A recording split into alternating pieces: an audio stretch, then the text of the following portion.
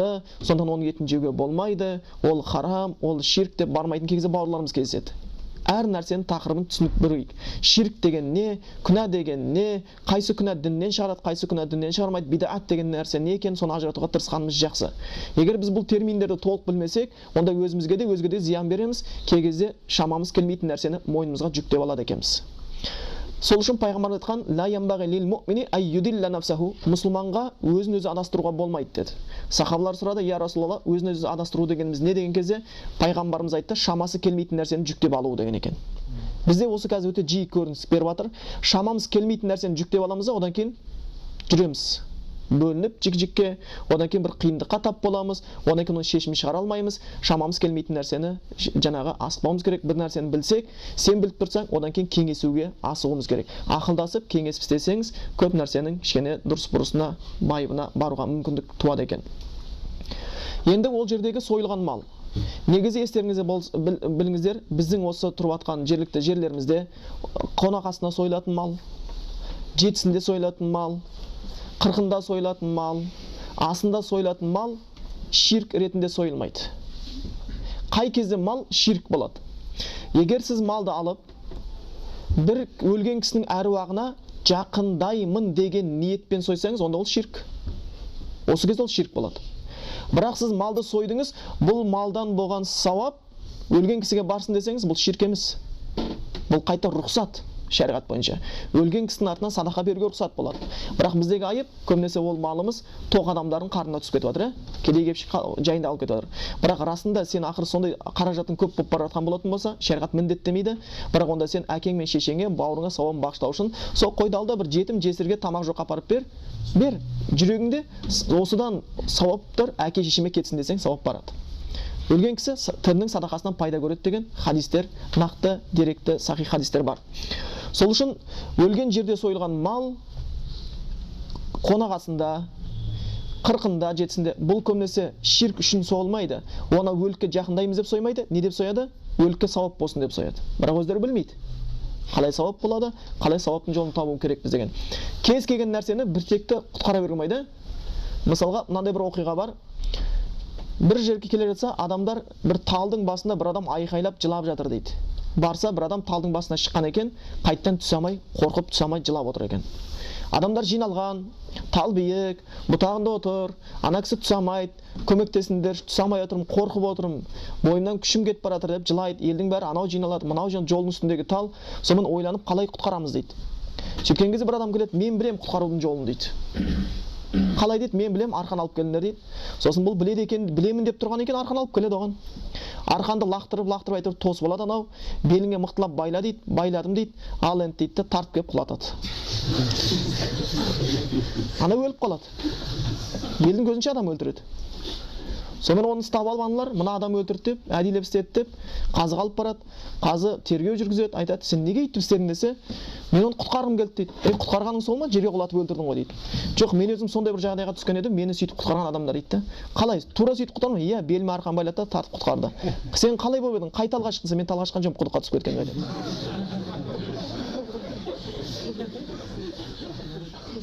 Тура сол сияқты бүкіл шариғаттың үкімінде әйтеуір құтқару керек деп төменнен жоғары, жоғарыдан төмен тарта беруге болмайды. Әрқайсының өз жолы бар. Бұл кезде ақылдасқан жақсы. Пайғамбар Мұхаммед Мұстафа саллаллаху алейхи ва саллям ешкімнің ақылына мұқтаж емес, бірақ Аллах тағала «Уашавирхум фил амр» олармен ақылдас деді сахабалармен. Пайғамбарға ақылдас деді. Сол үшін әрбір нәрсе ілімге мұқтаж, ал ілімнің өзі тәжірибеге мұқтаж екен естен шығарып алмайық. Міне осы кезде ол нәрсе сойылған мал ол ширк болып есептелмейді. Егер оған сауабын бағыштаймын деп сойған болса. Бұл жерде бірақ нәрсе проблема не? Бидаатта болып тұр. Ол бидаат өлген жерде дастарханның жайылып кетуіне байланысты. Бірақ біз білеміз, ерте уақытта 3 күнге дейін қазан төңкеру дегенде болған. Ол жерде тамақ істелінбейтін. Ал шариғатта өлген үйге тамақ істелмеуге байланысты бір хадис бар. Джафар ибн Аби Талиб, ол кісі шахид болған кезде дүниеден өткен кезде пайғамбарымыз сахабалардың бірі еді.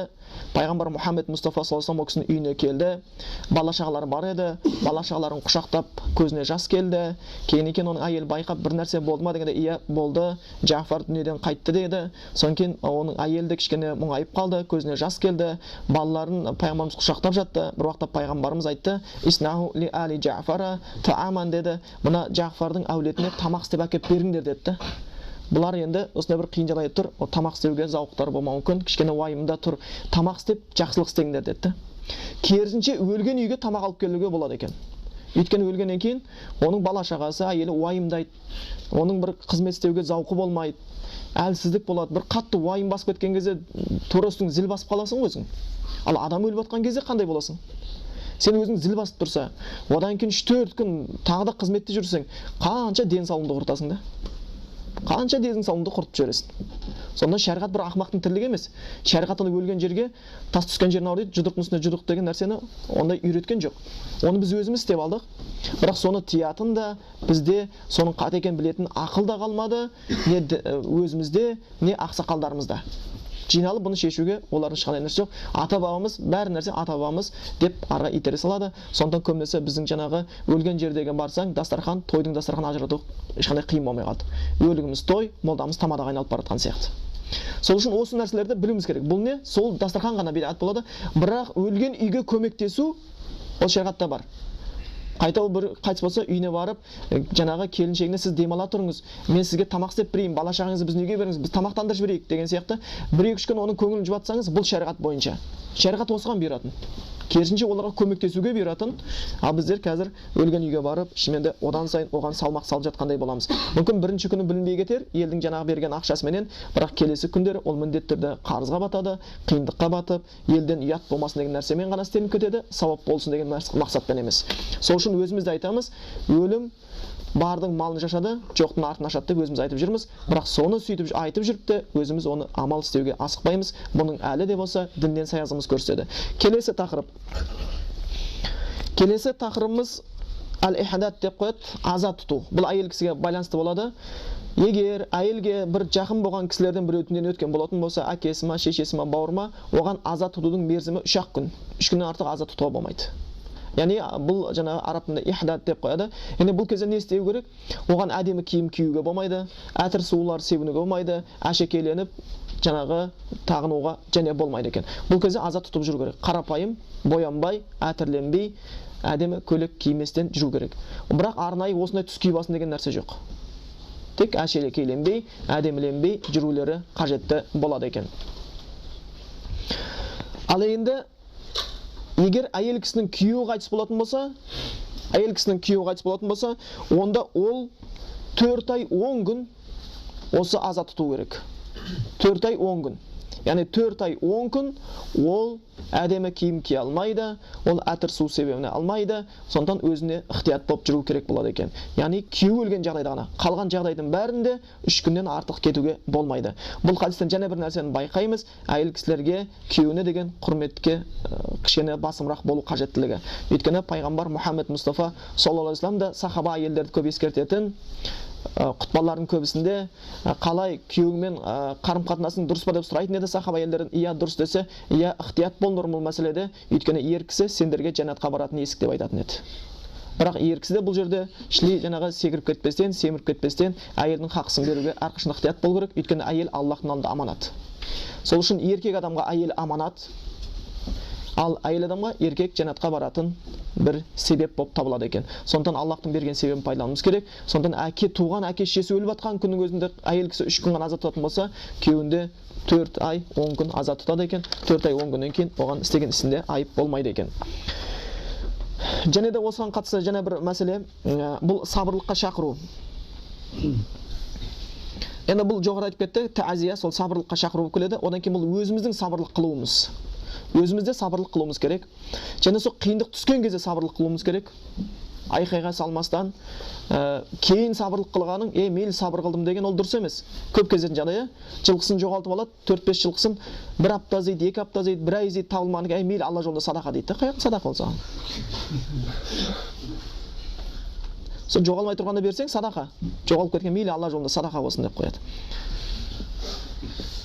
Шынымен бұндай нәрсе болмайды. Тура сол сияқты өлген кезде сабырлық көрсетпей, айқайды, шуды шығарып, жер тепкілеп, көйлек жыртып, бетті жыртып, шашты жұлып, жылап ыламыз да, одан кейін барып бір апта өткеннен кейін барып Эмилия енді сабыр қыламыз, енді қайтеміз, енді өлген артынан өлмек жоқ деп отырамыз. Бұл сабырлық емес. Сабырлықты тура дер кезінде істеу керек. Қиындық түскен кезде көрсету керек сабырлықты. Сол кезде Аллахты еске алу керек. Сол кезде Аллахтан сауапты үміт ету керек. Сол кезде тағдырға ризашылығыңды білдіруің керексің. Пайғамбар Мұхаммед Мұстафа саллаллаху алейхи вассалам бір күні кетіп бара жатса, бір әйел кісі өзінің баласы қайтыс болыпты, соның қабірінің қасында жылап отыр екен. Пайғамбарымыз сырт жағынан өтіп бара жатты, сабыр қыл, исбири, сабыр қыл деп айтады. Сонда әйел кісі пайғамбарымыз екенін білмейді, оған айтады, көрер едім басыңа келсе дейді. Көрер едім сабыр қылғанды басыңа келсе дейді. Соң пайғамбар оның жағдайын байқайды, үндемей ары кетіп қалады. Кейін оған кісілерге айтады, сен жаңағы айтқан адам, кішкене дауысын көтеріңкіреп сөйлеген адам, ол пайғамбарымыз Мұхаммед Мұстафа саллаллаху алейхи вассалам еді дейді. Әйел кісі ұялады да пайғамбарымызға барып кешірім сұрайды. Кешіріңіз, мен сіз екеніңізді білмей қалдым дейді. Мен сіз екеніңізді білмей қалдым дейді. Сонда пайғамбар айтқан екен, ас-сабру инда садматил ула, сабырлық қиындық түскен кезде болады дейді. Сол кезде көрсеткен сабырлығың сабырлық. Сондықтан сен қасыңнан бір адам өмірден өтті ма, әкең ба, шешең ба, балаң ба, әйелің ба, жаман айтпай жақсы жоқ дейді. Осыны өйткені бәріміз өлмек үшін туғанбыз. Өткен болатын болса, сол кетті деген кезеңде сабырлық көрсетуің керексің. Инна лиллахи ва инна илайхи раджиун деген сөздер айтып, біз Аллахтың жаратқандарынан біз Аллахқа тәнбіз, қайтатын жеріміз Аллахқа деп сабырлық көрсетуіміз қажетті болып табылады екен. Ал енді одан кейін айқай шуға салып, бетіңді жылап, еңіреп, жер тепкілеп алып, одан кейін бір күн, екі күннен кейін көрсеткен сабырлығың, ол сабырлық болмай қалады. Қиындық түскен кезде сабырлық көрсету керек. Ай, сенің осы машинаңды ұрлап кеткен кезде тура сол кезде сабырлық көрсет. Балаңды машинаға қағып кеттің, тура сол кезде сабырлық көрсет. Тура сол кезде сабырлық көрсетуге тырыс. Әрқашанда одан кейінгі сабырлық, одан кейін сабырлық қылмақ тұрмақ біз ұмытып та кетіп жатырмыз, дұрыс па? Одан кейін ұмытып та кетіп жатыр өлгендерін сабырлық қылмақ тұрмақ. Сондықтан сабырлықты тура өлген жаңа қиындық түскен кезеңде көрсетуіміз керек. Бұл тек қана өлікке қатысты айтып жатқан жоқпыз. Жаңа кез келген өмірдегі қиындық жағдайлар басқа айтып жатырмыз. Өйткені Аллах Тағала бізді сынаймын деп айтқан міндетті түрде біз өмірге келгеннен кейін сынақ көретініміз рас. Одан кейін бір мәселе, бұл мәселеге кішкене енді мұқият құлақ салыңыздар. Бұл өте көп дауласып, таласып жүрген мәселелердің біреусі өлгенге Құран оқуға бола ма деген тақырыпта. Негізі бір айтып өттім ба деп ойлаймын сіздермен болған кездесуімде, егер айтқанымызды қайталау болсын, бірақтан және ықтият көңіл бұрыңыздар. Өлгенге Құран оқуға бола ма? Егер бірінші біз жауапты Құран және сүннет бойынша жауап беру керек деп есептейтін болсақ, онда пайғамбарымызға түскен Құранның ішінде және пайғамбарымыз бізге үйреткен сүннетінің ішінде өлгенге Құран оқыған жағдайлар кездеспейді. Ол жағдайлар кездестіре алмаймыз. Пайғамбарымыз моланың басында Құран оқыды деген, яки болмаса сахабалар моланың басында Құран оқыды деген мәселені кездестіре алмаймыз. Бұл бірінші мәселе. Және де көп жерде мынамен шатастырамыз. Есімізден шығармайықшы. Біз мұсылман болғаннан кейін жаңағы жай кез келгеніміз ат пен ешекті ажырататын шығармыз, Ешекті ат деп, атты ешек деп айтпаймыз ғой. Сол сияқты Құран мен дұға деген екі бөлек нәрсе. Дұға мен Құранды шатастырады көп адамдар. Дұға деген бөлек нәрсе, Құран деген бөлек нәрсе. Құран ішінде бір аяттар бар, дұға аяттар. Дұға мағынасында. Аллахтан жәрдем, біреуге өзіңе жәрдем сұрауың дұға деп келеді. Ал енді Құран ол кәдімгі Құран аяты. Осыны шатастырамыз. Сол үшін көп жерде Құран оқуға болады. Аллах Тағала Құранда айтқан, Құранның осы аятында "Уаллазина жау мин баъдим яқулун раббана ғфир лана ва ли ихуанина сабақна бил иман". Одан кейінгілер келіп, Алла бізді бұрынғы өткендерімізді кешір деп айтады. Міне Құран оқуға болады. Ол дұға бұл жерде. Яки болмаса ал-амуат янфау бил дуаил ахия деп келетін бір нәрсе айтуға тырысамыз, бір хадистерді өлгендер тірілердің дұғасынан пайда көреді. Міне Құран оқуға болады деп. Субханалла, бұл дәлел емес. Онда сен бір ат пен ешекті ажырата алмайтын біреусің да. Дұға мен Құран ол екі бөлек нәрсе. Сондықтан біз пайғамбар Мұхаммед Мұстафа саллаллаху алейхи вассаламның жеткен Құран аяттары бойынша және сүннеті бойынша өмірінде ол кісінің барып қабір басында Құран оқығанын кездестірмейміз. Тіпті ана хадистің өзі, кеше өткен біз хадисіміз иқрау ясин айнда маутакум деген өліктердің қасында ясинді оқудың өзін қабір басында оқу деп түсіндірмейді. Ол өлейін деп айтқан адам қасында ясин сүресін оқы, өйткені сол арқылы ол ауруына жеңілдік табады, сол арқылы иманын күшейтеді, сол арқылы ақыретті ойлайды, сол арқылы Құдайына тәубе жасайды деген мақсатта екен. Бұны кездестірмейміз. Ал енді біз онда нақты жауапқа келейік, онда Құран оқуға бола ма, болмай ма? Бұл жерде үлкен ғалымдар бұл жерге нүкте қоймаған, сондықтан біз нүкте қойып сөйлеуге асықпайық. Біз кей кезде үлкен ғалымдар нүкте қоймаған мәселеге өзіміз ол ғалымнан өтіп кетіп нүкте қойғымыз келеді. Бұл Құран оқу мәселесінде ғалымдар бәрі бір ауыздан Құран оқуға болмайды деп айтқан жоқ. Және ғалымдардың бәрі бір ауыздан Құран оқи беруге болады деп айтқан жоқ. Өлгенге Құран оқуға болады дегендер болды, өлгенге Құран оқуға болмайды дегендер болды. Құран оқуға болады дегендердің өздерінің дәлелдері болды. Өздерінің дәлелдері болды. Ол жаңағы олар дәлел ретінде пайғамбар Мұхаммед Мұстафа саллаллаху алейхи вассаламның қабірдің қасынан өтіп бара жатқан кезде қабірдегі азап көріп жатқан адамды көріп, енді сахабалар көре алмайды, Аллах тағала пайғамбарға көрсетеді, қабірде азап көрген адамды көріп тоқтайды. Кейін сахабалар сұрайды: "Я Расулалла, неге тоқтадыңыз?" дегенде, "Мына қабірдегілер азап көріп жатыр екен" дейді. Біреусі ямши бин намима, өсек айтатын еді, біреусі жаңағы өзінің зәрінен сақтанбайтын еді дейді. Субханалла, енді ойлай беріңіздер. Бір өсек айтқаны үшін, зәрінен сақтанбаған үшін қабірде азап көретін болса, онда түйені түгімен жұтып жатқанда ертең жағдай не болады? Алла сақтасын, белгісіз де. Намаз оқымағанның жағдайы не болады қабірде? Ораза тұтпағанның жағдайы не болады? Зекет бермегеннің жағдайы не болады? Өтірік айтқанның жағдайы не болады? Ғайбат сөйлегеннің жағдайы не болады? Егер сол жерде жай ғана бір зәрінен сақтанбаған адам қабірде азап көріп жатқан болатын болса, не болады олардың жағдайы? Сондықтан бұл хадис көп нәрсені түсіндіруге тырысады. Осыны айтып кетеді. Енді осы хадисті жаңа Құранға оқуға болады себеп қылады. Түсіндіре алдында мен бір нәрсе айтып кеткім келеді. Өте сақ болыңыздар. Өсек, ғайбат, өтірік деген нәрсені ажырата біліңіздер. Өсек деген сөз ол шын сөзде болуы мүмкін. Құрастырған сөз емес. Шын сөзде болуы мүмкін. Бірақ сенің мақсатың екі адамның арасына шоқ салу. Осы мақсатта айтылған сөздің бәрі өсек болады. Бір ерлі зайыптылардың арасына шоқ салу үшін оның қызғанышын оятатын, сенің әйелің сөйтіп қапты, сенің күйеуің бүйтіп қапты, сенің күйеуің бір қызға ұзақ қарап тұрғанын көріп қалдым сырттан. Бітті, осының бәрі өсек. Ертең сол сенің сөзіңнен ерлі зайыптың арасында ұрыс болатын болса. Яки болмаса екі жақсы дос кісі бар еді, сен соның сөзін барып екеуінің арасына жеткізіп, тура жеткізсең де, мақсатың екеуінің арасын ырылдатсам екен. Екі-біріне азу тісін көрсетіп жүрсе екен, бұл өсек. Бұл үшін азап болады қабірде. Бұның өзі азап алып келеді екен. Сол үшін екі адамның арасын бұзу мақсатында, ол ерлі зайыпты болсын, олар достар болсын, ол туысқандар болсын, сол мақсатта айтылған сөздер өсек болады, ол шындық болса да. Ал өтірік дегеніміз ойдан құрастыру. Бұған енді түсіндірменің қажеті жоқ. Үшіншісі ғайбат. Ғайбат дегеніміз зикрука ахака бима якра, бауырыңды ұнатпайтын нәрсемен еске алу. Оның бойында болса да, ол қортық, ақсақ, соқыр. Ол есте ұнатпауы мүмкін. Осы сөз айттың ба, ол шынымен соқыр болса да, ол шынымен қортық болса да, ол шынымен ақсақ болса, сен ғайбаттадың, ол үшін сен оның етін жегендей күнә алады екенсің. Бұдан өте сақ болуымыз керек. Ал жанда пайғамбарымыз қабірін өтеді, сонда олар азап көріп жатыр дейді. Біреусі зәрінен сақтанбайтын еді, біреусі өсекпен айтып жүретін еді адамдар арасында дейді. Кейін пайғамбарымыз олардың азап жеңілдетсін деген мақсатта бір көк шыбықты алады да сол жерге қадайды. Бұл әр қурағанша тасбих айтады, сол тасбихы бұларға жеңілдік береді дейді. Кейін ғалымдар алды да осы жерде егер тасбихтан ол егер пайда көретін болса, Құран аятынан да пайда көретін шығар деген ойға тұжырымға келді. Бұндай тұжырымдарды қияс дейді шариғат мәселесінде. Қияс мәселесі дейді. Бұлар Құраннан кейін, сүннеттен кейін, ижмаул уламадан кейін төртінші орында тұратын мәселе. Қиясқа қарсы шықсаң күнәһар болмайсың, қарсы шықпасаң да жаңағы күнәһар болмайсың. Қияс мәселелер. Қияс мәселе дегеніміз белгілі бір мәселеге тура дәлел жоқ, сен сол ұқсатпа дәлелдерді алып келесің, соны қияс мәселесі дейді. Ондай болатын болса, өлгендерге Құран оқуға болады дегеніміз көбіне қияс мәселелер. Бір ғана риваят бар, дәлел ретінде ұстайтын, ол Абдулла ибн Омар, Омардың баласы өлер кезде менің қабірім басына Бақара сүресінің 2 аятын оқыңдаршы дегені. Осы ғана ол жерде ең күшті дәлелдің бірі осы ғана болып тұрады. Қалған дәлелдердің бәрі мардымсыз, тек қана қияс мәселесінде болып келеді екен. Яки болмаса пайғамбарымыз өлгенге тірінің берген садақасынан пайда көреді, соны атынан берсе деген жаңа хадисі бар.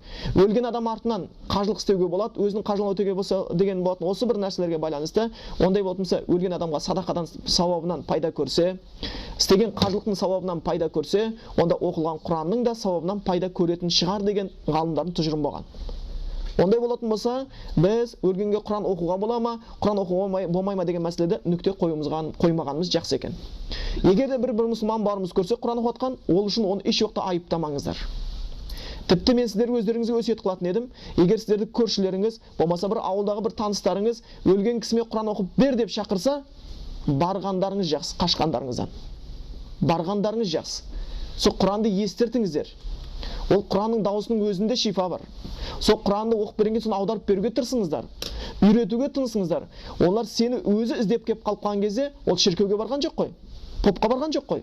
Ол саған келді. Сенің көкірегіңде Құран бар деп. Осы бір жаңағы ілгекті ұстай отырып, оны дін шақыруға мүмкіндік тауып тұрғаныңызға қуаныңыздар. Сондықтан уже ат-тоңыз алып қашпай, бидағат деместен, ал енді уағыздамау харам. Күнә ол. Елді дінге шақырма, мүмкіндік болып тұрған кезде. Сол үшін барғандарыңыз жақсы. Ол барған кезде оның міндетті түрде сауабын бағыштау мәселесінде қазір тағы тоқтаймыз.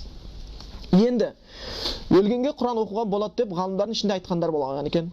Үлкен ғалымдар да болған, мысалы Имам Тахави, олар да рұқсат берген. Шафиғи мазхабының кейбір ғалымдары олар да рұқсат берген. Өлгенге Құран оқуға болатын байланысты рұқсат бермегендер де бар, айтып кеттік.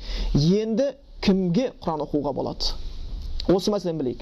Өлген адам мұсылман болса ғана, өлген адам мұсылман емес болса, оған барлық ғалым бір ауыздан Құран оқылмайтындығын айтып кеткен.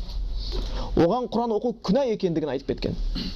Мұсылман емес адамға Құран оқымақ тұрмақ, хадистер бойынша бізге жеткен, нақты хадистер бойынша оған сәлем де, мұсылманша сәлем де берілмейтін айтылған.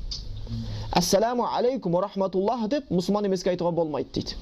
Өйткені бұл Аллах Тағаладан саған мен бейбітшілік, тыныштық, мейірім мен берекет тілеймін деген дұға. Жай ғана пока чау деген сөз емес бұл. Ассаламу алейкум ва рахматуллахи ва баракатуху деген мағынасы бар. Аллахтан жәрдем сұрайтын кездескен мұсылман бауырыңа мен саған тыныштық тілеймін, мен саған мейірім тілеймін, мен саған Аллахтан берекет жауын тілеймін деген сөз. Бұл дұға бұны мұсылманға жасайды, Құдайдың дініне қарсы жүрген адамға еш уақытта Аллахтың мейірім берекетін тілемейміз дейді. Егер мұсылман емес адамға сәлем беруге болмайды деп жатқан болатын болса, онда мұсылман емес адамға Құран оқуға мүлдем болмайтындығын есте біле беріңіздер. Сәлем кіші мәселе, Құран үлкен мәселе. Сол үшін ғалымдардың арасында өлген адамға Құран оқуға болады деді, бірақ мұсылмандардың адамдарына, мұсылман болып өткен кісілерге ғана мәселеде.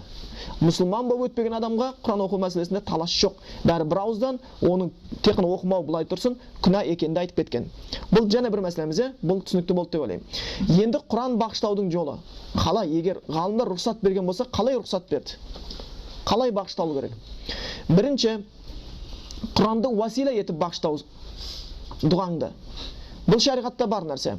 Мысалға білеміз, үңгірдегі үш адамның оқиғасы. Бұл мәшһүр хадис, кең тарап кеткен. Тауда келе жатқанда үш адам үңгірде қалып кетеді. Үш адам үңгірде қалып кетеді, жаңағы қатты жаңбыр болады. Сонымен таудың үңгірдің аузын тас кеп бекітіп қалады. Тас бекіткеннен бұлар үшеуі шыға алмайды. Сосын үшеуі Құдайға жалынады.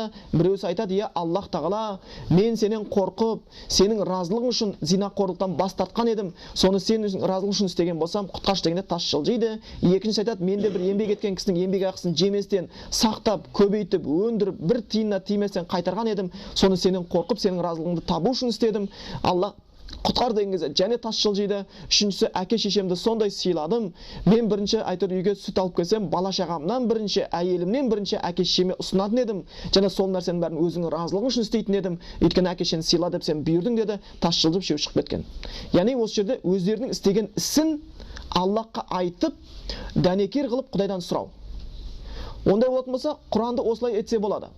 "Я Аллах Тағала, мен осы бір аятты сенің разылығың үшін оқыдым.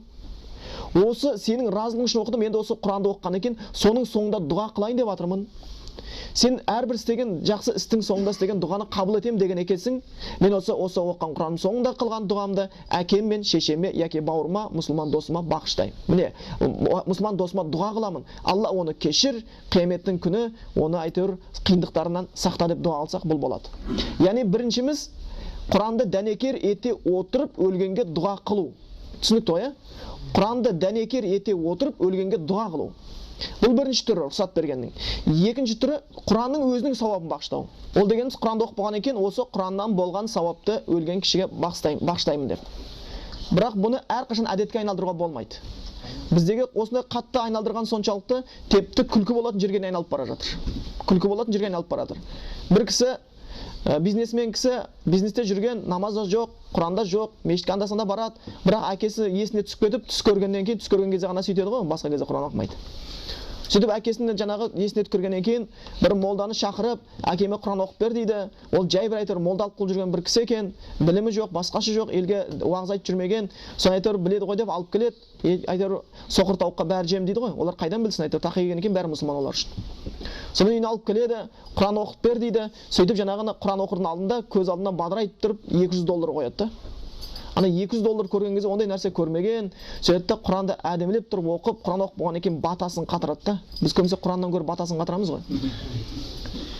Батасын керемет қылады. Осы Құраннан болған сауапты 24.000 пайғамбарға, 33.000 сахабаға, Сайрамдағы Сансызбап, Түркістенде Түмәнбап барған кезде бизнесмен жігіт айқайлап жүр. Тоқтат дейді. Әкеме түк қалмады ғой дейді. Прямой бақшта дейді. Міне бейберекет дінді қалай ұстай беруден осындай ұғым алып келдік біз халықтың санасына. Құранның өзі бір килограмдап салатын бермешілігі ұқсап қалды. Ал Құран әзіл емес. Оны дұрыс пайдалану керек. Ол өмірсін заңы, бұл өмірдегі, осы өмірдегі бақытқа жеткізудің жаңағы тұтқасы, о недегі тозақтан құтылып жанатқа кірудің бізге себебі болып табылады екен. Құран шынымен Аллахтың бізге жіберген мейірімі, Құран бізге ол жіберген білім, Құран бізге ізгілік, тура жол, шипа болып келеді екен. Сондықтан оны дұрыс жолда пайдалануымыз керек екен. Ондай болса Құран бағыштауға болады десек, мұсылманға ғана бағыштауға болады екен. Егер бағыштауға болады деген ғалымдардың тұжырымын алсақ, екінші оның екі түрі ғана бар екен бағыштаудың. Біріншісі Құранды дәнекер етіп, Құранның соңында дұға қылу. Бұны осы жақсы негізі. Ең жақсы осы. Құран оқығаннан кейін оққан Құранның сауабын пәленше ұлы пәленшеге бағыштадым дегеннен гөрі, Құран оқығаннан кейін Аллах Тағала пәленше ұлы пәленшеңді кешір. Қияметтің қиын күннен сақта, сауабын арттыр деп айтқанымыз жақсырақ. Осы бірінші түрі көбірек жақсы. Екінші түрі бағыштау, сауабымды бағыштадым. Қазір біз естерімізде болсын, біз қазір осы дүние жүргеннен кейін ол бағыштай береміз, щедрый болып сауабымызды. Оңды солды азынан кешкен бүкіл Құранның сауабын бағыштай беруі мүмкін. Ал ол дүниеге барған кезде естеріңізде болсын, яума яфирул мар'у мин ахи ва уммихи ва аби ва сахибати ва баних деген Құран аяты бар. Қияметтің күні болғанда адамдар қиналған кезде дейді, ол күні кісі өзінің туған бауырынан қашады, әкесі мен шешесінен қашады, әйел мен бала шағасынан қашады дейді. Сол кезде саған әкең келіп, балам, маған сәл ғана бір шаңның тозаңдай сауап жетпей тұр. Сол болса, менің күнәм мен сауабым теңесіп, мүмкін жәннатқа кіріп қалармын. Балам, маған сауап берші десе, бермейсің еш уақытта. Әкеңді танымай кетесің. Қазір ғой біз щедрыймыз, бағыштай береміз оңды солға сауаптың бәрін.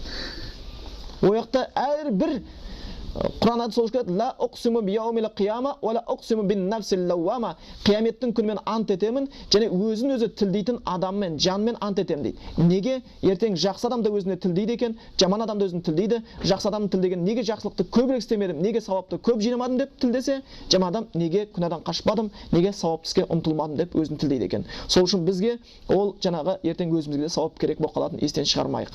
Сондықтан болса Құран бағыштауға болатын болса, осы екі түрлі жол бар екен. Ал енді Құранды егер ақша үшін бағыштайтын болса, онда бұл жерден сауап бар деп ешбір үміт етпей-ақ қойсаңыздар болады.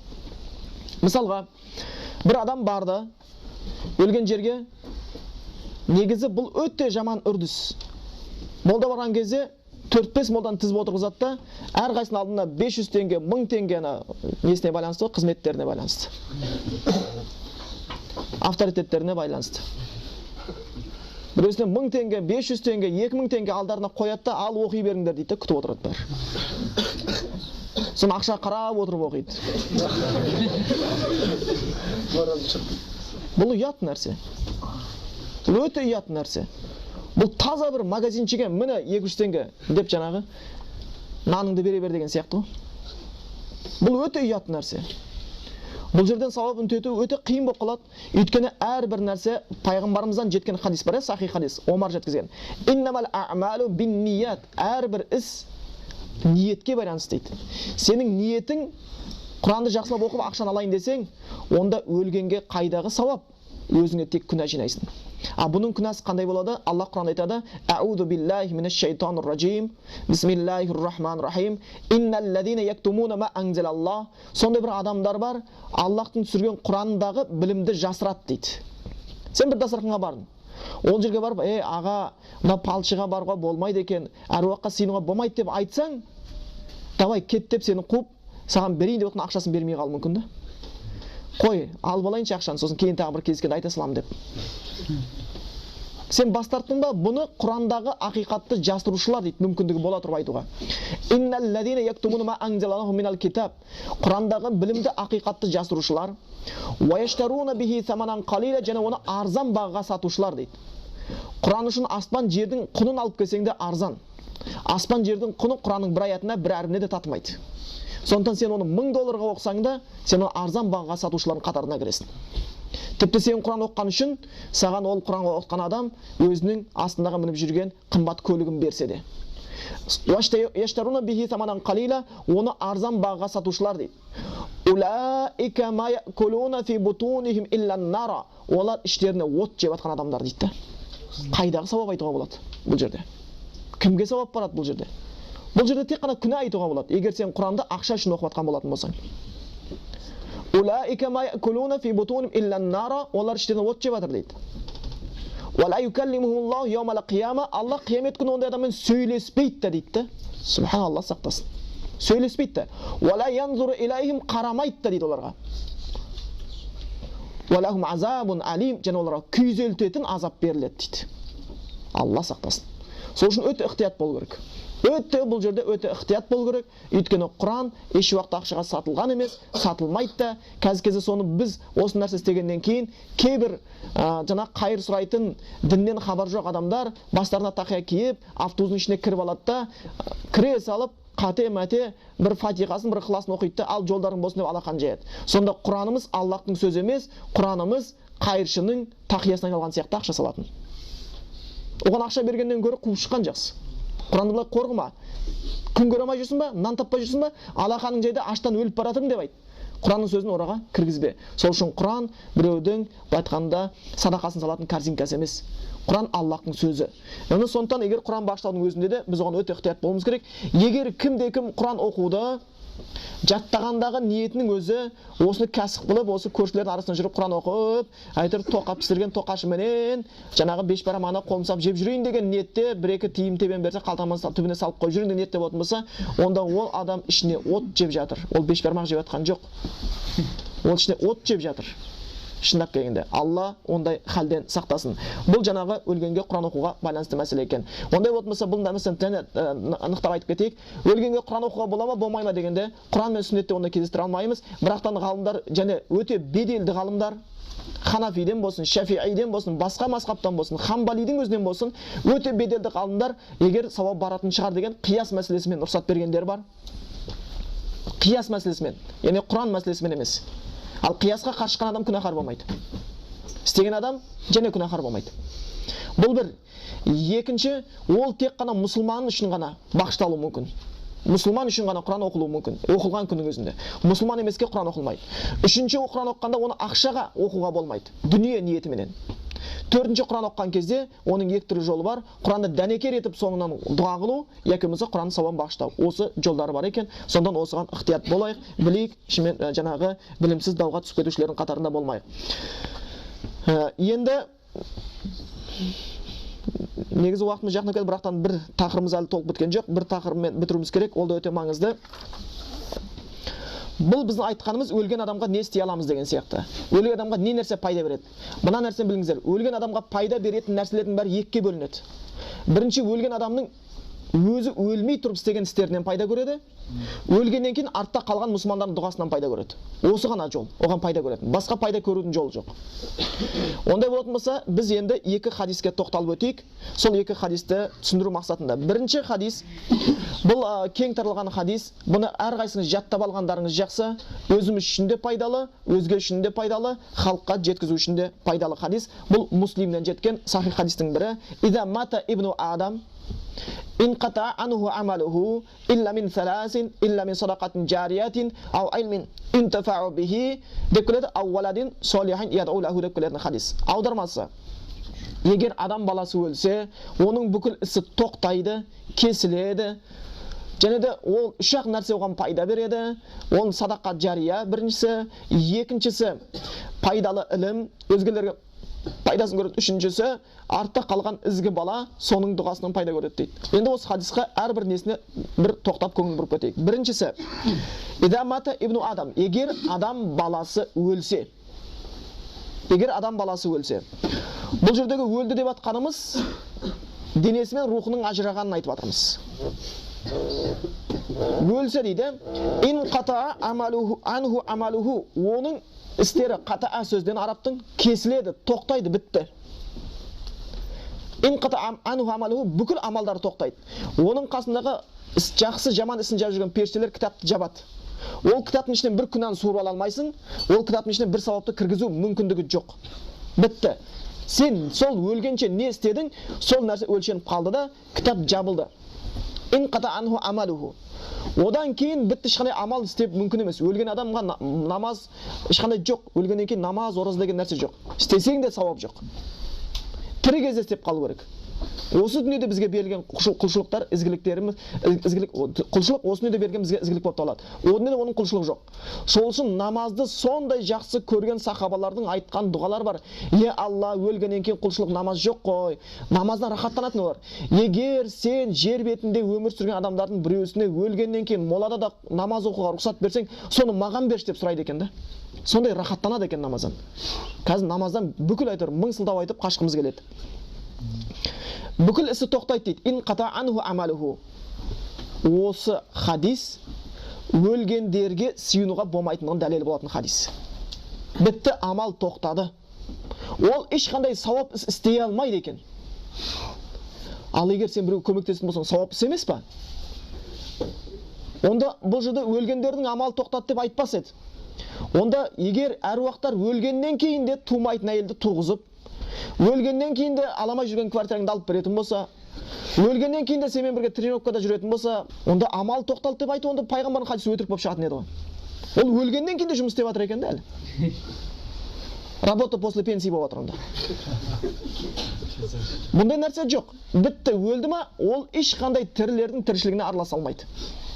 Бітті, ин қата анху амалуху илля мин саласин. Үш-ақ нәрсе пайда береді. Оның амал дәптеріне үш-ақ сауап кіруі мүмкін. Олар қайсы екен? Хадис бізге түсіндіреді. Біріншісі садақатын жариятун. Бұл дегеніміз сауабы өлсе де тоқтамай жүретін садақалар. Бұны адам көзі тірісінде істеу керек. Мысалға, мешіт соғып кетті, медресе салды, жол салды, болмаса бір Құранды көбейтіп шығарды, Құран шығаруға көмектесті, кітап шығаруға көмектесті, сол кітап тарады, Құранның аудармасы, болмаса бір діни кітап, фиқ кітап, ақида кітап, дұрыс кітаптар тарады, онда оның егесіне өліп кеткеннен кейін сол мешітте адамдар намаз оқи бергенше, медреседен білім алғанша, сол кітаптарды әрбір адам ашып ішін оққан сайын ол адамға сауап барады да тұрады. Өлсе де. Сол үшін біз тірі кезімізде осындай счеттарды ашып тастағанымыз жақсы.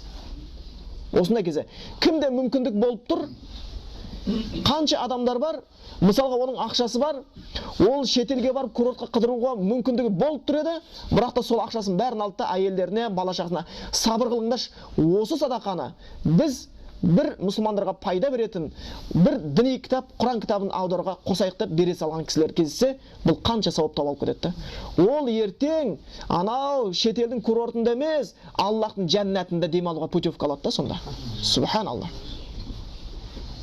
Сол үшін біз тірі кезіміз өзімізге пайда беретін нәрсені білеміз.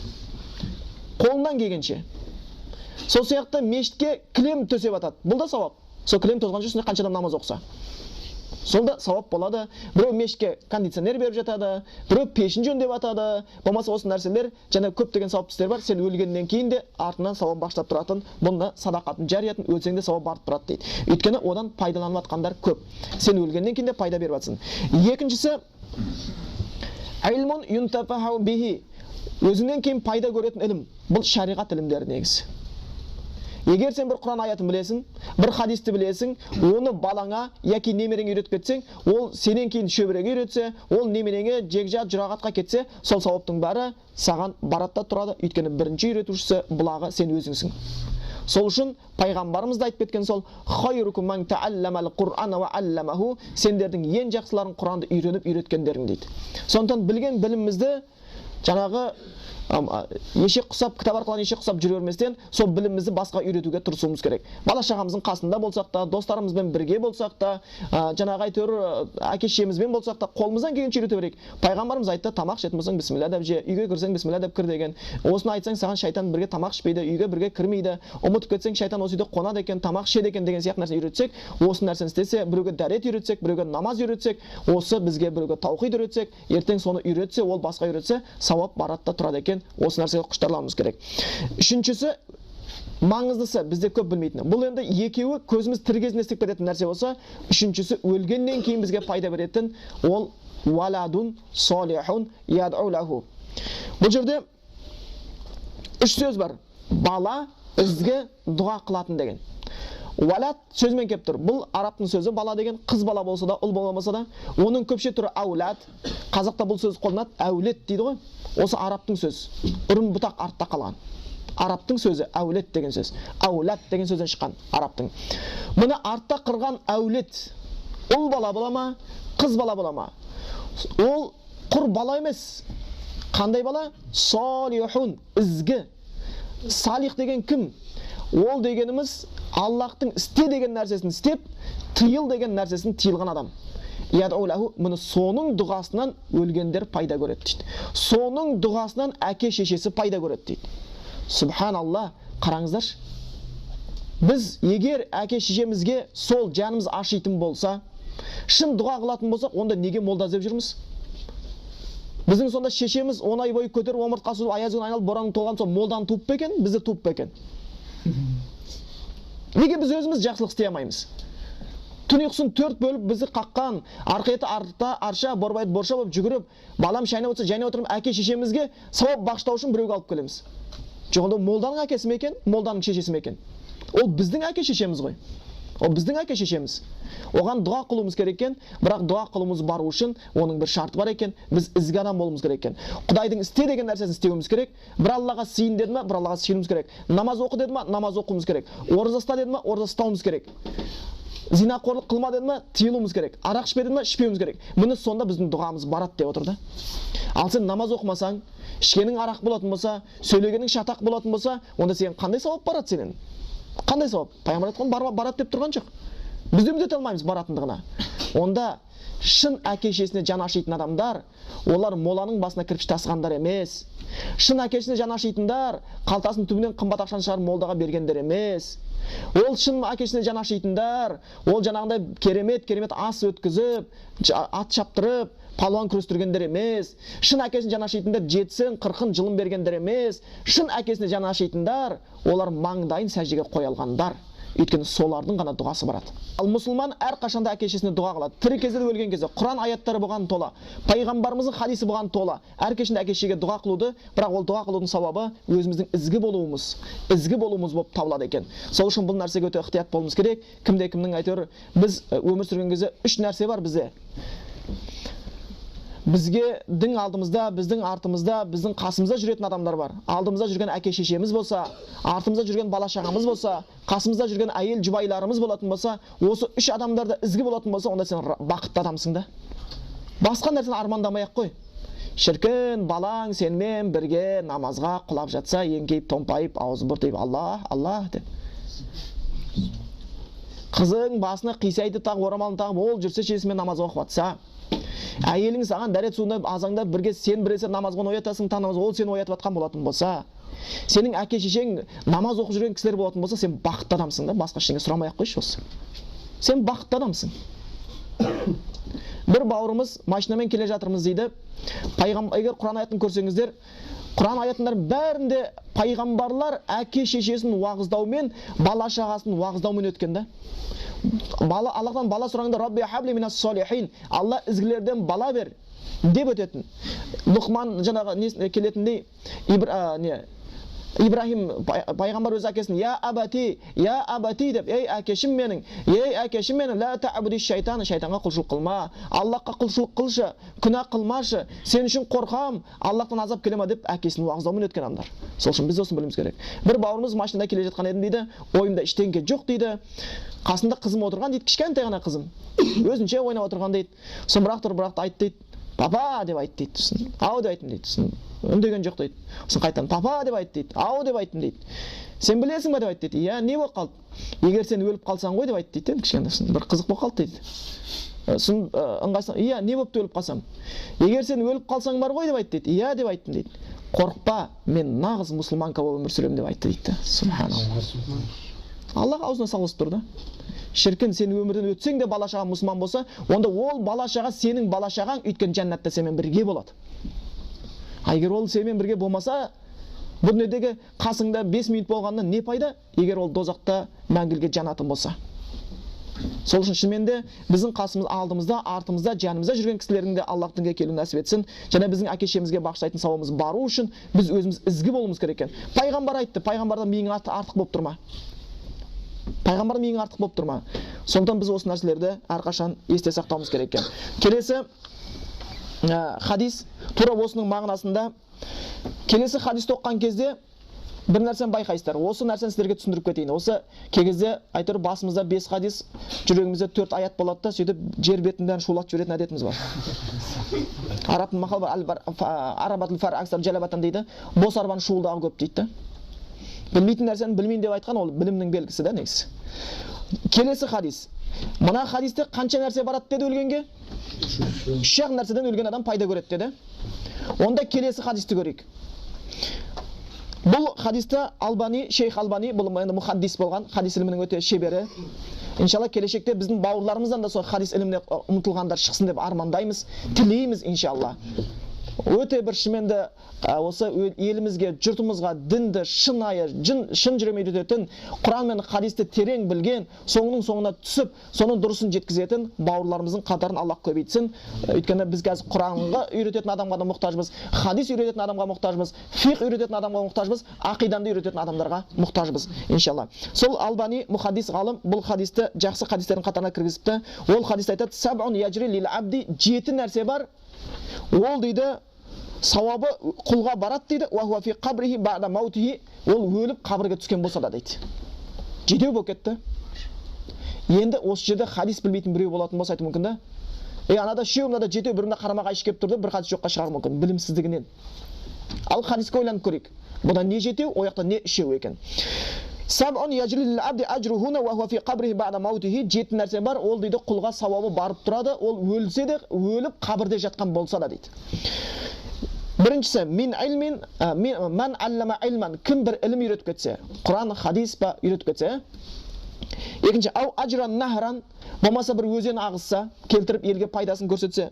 Ау хафара биран, құдық қазса, елдің шөлін қандырса. Ау ғараса нахлан, болмаса бір құрма ағашын екіп кеткен болатын болса. Ау бана масжидан, немесе мешіт соққан болатын болса. Ау варраса мусахафан, болмаса Құранды мирас қылып қалдырған болатын болса. Ау тарака валадан ястағфиру лаху, болмаса артында бала қалдырыпты, ол оған кешірім сұрап отырады екен. Артында қалып әкесіне баъда маутихи, ол өлгеннен кейін. Осы 7 нәрсе өлгенге пайдасын береді дейді. Бірақ бұл хадис негізі, хадис ілімінің өзінің тәртіптері бар. 2 хадис келсе, екеуінің мағынасы бір-біріне қарама-қайшы болып қалса, бірінші нәрсе жам'ун дейді, арасын біріктіру керек. 2 хадисті біріктіру. Одан кейін кете береді тәртіптер, өздерінің тәртібіне байланысты, мұхаддистер бұны тереңірек біледі. Одан кейін олар біріне қарама-қайшы келіп тұратын болса, біріктіру. Болмаса егер мағынасы бірікпейтін болатын болса, қайсы сахих, қайсы заиф, соны қарау. Ондай болатын болса, қайсы бірінші айтты, қайсы екінші айтты, оны қарау. Қайсы сөзбен келді, қайсы іспен келді, оны қарау. Осы хадистің тәртіптері бар. Соған қарап отырып біз хадистерді ажыратады екенбіз. Ал бұл хадисте кез келген 2 хадис бір-біріне қарама-қайшы болатын болса, оның арасын біріктіру деген тәртіп бар. Бұл 2 хадис бір-біріне біріктіріп тұрған хадис. Қарама-қайшы хадис емес. Бұл хадис бірін-бірін шарықтаушы, бірін-бірін тәпсірлеуші хадистер. Бұл жерде біз жоғары хадисте садақатын жариятын деп айта салдық. Жария садақадан өлген пайда көреді деп. А мына хадис сол жария садақаны бізге шарықтап тәпсірлейді. Ол не нәрсе садақа жария сауабы бар тұратын деңізде? Ол айтып жатыр: ажран нахран, өзен ақса, хафара биран, құдық қазып кеткен болса, бана масжидан, мешіт соқса, ғараса нахлан, тал ексе деп айтып отыр. Яғни міне садақа жарияны бізге түсіндіріп жатыр да. Бұл садақа жарияны шарықтап жатыр. Біріне қарсы шығып жатқан жоқ. Бізге үйретіп жатыр садақа жария деген не екен, тәпсірлеп беріп жатыр. Енді осы хадиске тоқталып өтейік. 7 нәрсе дейді. Жеті нәрсе өлгенге сауабы барады, ол фи қабрихи, қабірде жатқан кезінде баъда маути, өлгеннен кейін дейді да. Естеріңіз, қабірде жатқан кезде ғана біз сауап бағыштау мәселені айтамыз. Ертең бәріміз өліп қалсақ, біз ол жағын ойламай қойсақ болады. Қияметтің күні болған кезде оған ешкім сауап бағыштай алмайды. Қабірде жатқан кезде ғана сауап. Сол кезде ғана біз бағыштап қалуымыз мүмкін, сол кезде ізгілік не мүмкін. Ертең бәріміз қияметте өлсек, ол кезде бағыштау мүмкіндігіміз жоқ. Бірінші аллама ильман, кім ілім үйретсе дейді. Негізі ілім шариғатта өте көп айтылған. Сіздерге айтатын өсиетім де сол. Ілімге құштар болыңыздар, оқыңыздар, үйреніңіздер, үйретіңіздер, ұмтылыңыздар, кітапқа, Құранға, пайғамбардың өсиетіне ұмтылыңыздар. Бұл нәрсе сіздердің сауаттарыңызды арттырады. Мұсылман адамның оның айтқанда ойлау жүйесі кеңірек болу керек. Мұсылманның өмірі туалет пен мешіттің арасында өтіп кететін адам емес. Ол бұл дүниенің де, ақыреттің де, дүниенің тірлігін де, діннің тірлігін де білетін адам. Өйткені Құран соның бәрін үйретеді. Кей кезде бір адамдардың 60-қа келіп үйрене алмай жүргенін Құран 6 күнде үйретіп тастайды. Егер біз соған шын ықылас көңіл бұра алатын болсақ. Сонда өйткені Құран бүкіл нәрсе айтқан, бұл айтады, бірінші аллама ильман, ілім үйрету. Ілімге байланысты өте көп. Мына нәрсенің өзі бізге жеткілікті. Хаттал хитани фил бахр деп келетін хадисте мысалы. Кімде-кім ілім іздесе, теңіздегі балыққа дейін сол адамға кешірім сұрайды, ей Алла, кешір сосын күнәсін деп. Субханалла. Егер сен Аллахтың разылығы үшін іздеп жүрсең, Аллахтың разылығы үшін Құран жаттасаң, Аллахтың разылығы үшін хадис үйренсең, бірақ біреумен дауласып, тәкаппарлап, ананың бытшын шығарайын, бір мансапқа жетейін деген мақсатта емес, Аллахтың разылығы үшін жүрсең, онда теңіздегі балыққа дейін саған кешірім сұрайды. Ал теңіздегі балықтың санын білесіңдер ме сіздер? Әлі оны зерттеушілер де білмейді. Өйткені теңіз мұхит зерттеліп бітпеген нәрсе. Теңіз мұхит құрлықтан көп нәрсе. Соның ішіндегі балықтарға дейін кешірім сұрайды дейді да, субханалла. Соған дейін, өйткені сол ілім дінді жеткізетін. Ілім тек қана пайдалы береді. Ал сол дұрыс ілімді үйреніп тұрсыңыздар. Дұрыс ілім дегеніміз сені күнәдан қашырып сауапқа ұмтылады. Егер қайсы бір ілім сені күнәдан қашырып сауапқа ұмтылдырмаса, ол дұрыс ілім емес дейді. Дұрыс ілім арадағы мұсылмандылықтың бауырмашылықты күшейтеді. Сен мұсылман бауырыңды жақсы көресің. Сол мұсылман бауырыңды кешірімшіл боласың. Ашуланып қалсаң 3 күннен артық ашуың жүрмейді. Оған түнірсің дұға қыласың. Мұсылманды Аллах үшін сүйе бастайсың. Ол дұрыс ілім. Бірақ мұсылман арасында жік салсаң, өсек тарататын болсаң, ғайбат сөйлейтін болсаң, мұсылмандарды бөлмен алсаң, ол бұрыс ілім. Онда дұрыс ілім емес. Сондықтан біріншісі ілім үйретіп кетсе, ол өлгеннен кейін де өзіне пайда береді. Екінші, кім өзен ағызса, бұрын кезінде өзен ағызатын, ауылға алып келетін, қалаға алып келетін, қазір ондай заман емес. Қазір кезде сен айтайық, бір жетім, бір бейшара мүсәпір әйел кісі бар екен, оның үйінде жағдай жоқ екен, бала шағасы көп, суды даладан тасиды екен. Сен бір ақшаңды алдың да, соның үйіне кіргізіп бердің де жаңағы трубаменен. Бұл да соның ішіне кіре береді. Соның үйіне кіргізіп бердің. Сен оның үйіне бардыңда аристон қойып бердің. Міне жыл сумен де бала шағаның жаңағы айтыр, палзун күйін жуып жүрші деп. Бұл да соның ішіне кіріп кетеді. Бұл тек қана өзен емес. Сонымен хафра би'ран, жаңағы кім оған су құдық қасып берсе дейді, біреуге жаңағы су апарып берсең де, оған жаңағы айтайық үйінде общий суын алатын еді. Ей, бұл осы бала шағасы көп екен, таза су ішсін дедім да, сен жаңағы үйдің несіне ана су тазалайтын аппараттар болушы еді ғой. Соның умвальнигіне фильтр апарып қойып бердің. Сен оған құдық қасып бергендей сауап аласың да. Бұл сен өлгенше, өліп қалсаң да сол фильтр бұзылып қалмайынша саған сауап барады да тұрады. Келесі, ғарасам нахлан, кім құрмағашын ексе. Құрмағаш енді арабта өседі, біз өспейді. Бұл деген сөз жеміс ағаштары. Жеміс ағаш. Мұсылман әрқашан осындай бір өсіруге, өндіруге, көгалдандыруға құмартатын нәрсе. Көгалдандыру деген мұсылманда бұрыннан бар нәрсе негізі. Жаңағы шыбықты сындырмау, өсіп өндіру деген мұсылманнан бұрыннан болған нәрсе. Тіпті бұрын кезде мына нәрсеге таңғалған екен.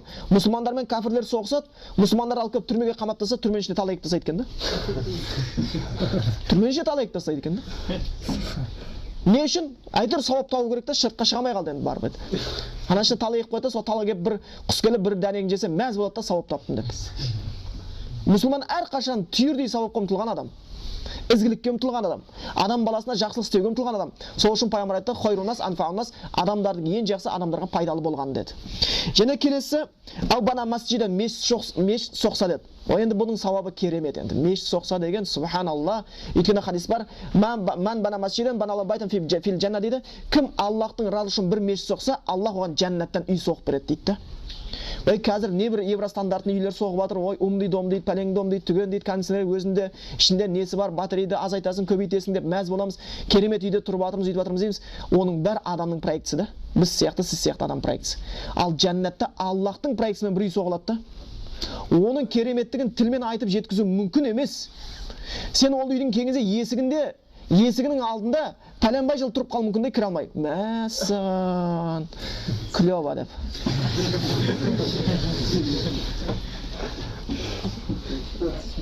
Үйге кірмей біраз тұрып қал мүмкін есік алдында, тұтқасын ұстап. Сонда бұның сауабы өте күшті. Шынымен де біз аяққа дайындап қоюымыз керек та көптеген жағдайларды. Жәннаттағы нәрсеміз дайындауымыз керек. Біз мына қазір үй жоқ болып ойбай ипотека алайық па, алмайық па, харам емес па, бір бөлме үшін сөйтіп жүгіріп жүрміз да. Ал жәннатта үй соға болады екен. Ал сол кезде егер мешіт соға шамамыз келмей жатқан болатын болса, сіз біреуге себепкер болсаңыз, мешіт соға қызықтырсаңыз, ол да сіз мешіт соққан қатарына кіре аласыз иншалла. Біреуге соғылатын адамға барып есіне салып, аға сөйтпейсіз ба? Мына ауылда мешіт жоқ, мына жерде мынандай адам сыймайды, кеңейтіп бермейсіз ба деп себепкер болсаңыз, оның сауабына сіз ортақтаса алады екенсіз. Өйткені ол да сол мешіт соға ұмтылғандығыңыз болып қалады екен. Ниятул муъмини хайру мин амалихи, мұсылманның ниеті амалынан жақсы дейді. Келесі варраса мусхафан, кім өзінен кейін Құран кітабын қалдырып кеткен болса. Бұрын кезде қалдырып кететін, ол кезде жазу деген баспахана деген өте көп болмады. Бірақ жазғанның пайдасы болатын. Бұрынғылар ғалымдар өздерінің оқитын кітабын айтқанда 50 рет, 100 рет жазып кеткен ғалымдар болғанда, баспахана болғанда олар ғалымдар жаза беріп тарата беретін. Қол жазамен кеткен көбінесе. Кейін осы дамай бастады. Ал енді біздің кезімізде Құран үйретіп, сіз барған кезде бір Құран кітабын сатып алып, бір Құранды жақсы оқитын бауырыңызды көріп, соған барып сыйласаңыз, болмаса мешіттің ішіне барып Құрандарды бірнешеуін барып печатын ұрғызып, мешіттен шығарылмасын, Аллах жолында қойылған деп қойып, мешіттің ішіне 4-5 Құранды қойып кетсеңіз, сол Құранды ұстап адам оқыған сайын сіз өліп кетсеңіз сауап барады да тұрады. Одан кейін Құранға әбден жақын болыңыздар, өте жақын болыңыздар. Бұл Құран шынымен де бізді алып баратын нәрсе. Одан кейін ватарака валадан ястагфиру лаху, одан кейін өзіне кешірім сұрайтын бала қалдырған болса дейді.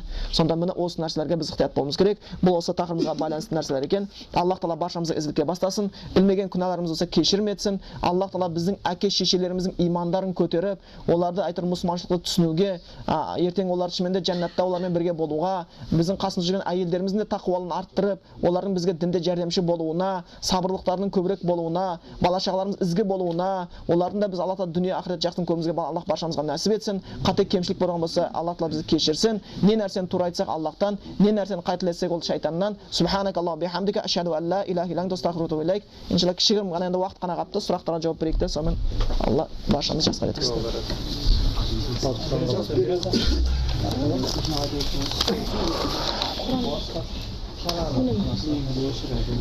Kur'an'da Kur'an okumak.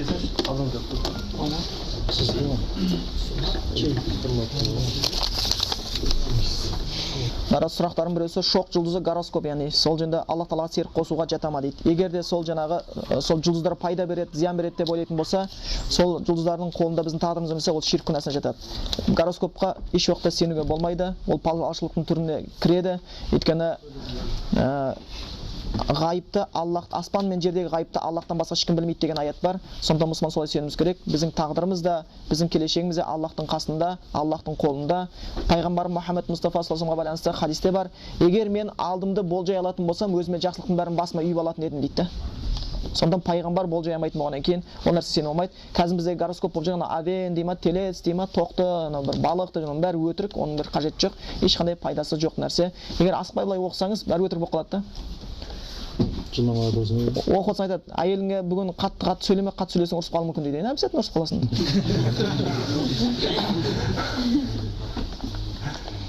Сондай бір Айшаның былай айтқанда, адам тентек қылатын нәрселер, оның ішінде бір ештеңе жаңалық айтылмайды, бүйтіп қалады екенсің, бүйтіп қалады екенсің деген сияқты.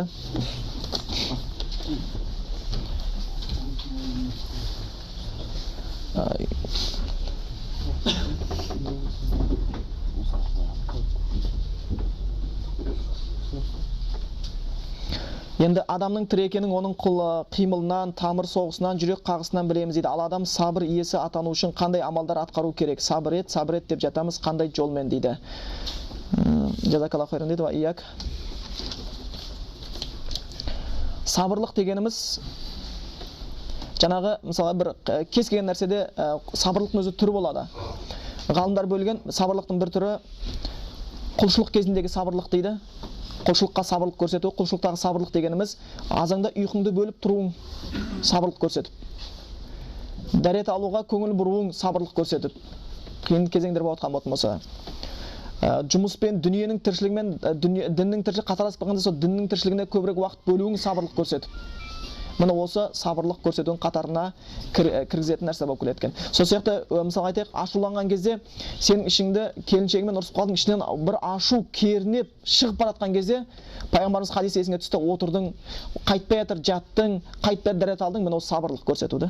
Осы іс-әрекет сабырлық. Әйтеуір сол ашуды шығармау жолына кірісудің кезі, негізі сабырлықтың сауабы өте үлкен, естеріңізде болсын. Өте үлкен. Мысалға хадистерде келеді, Құран үшін мысалға оқысаң әр әрпіне 10 сауап деп келетін хадистер бар.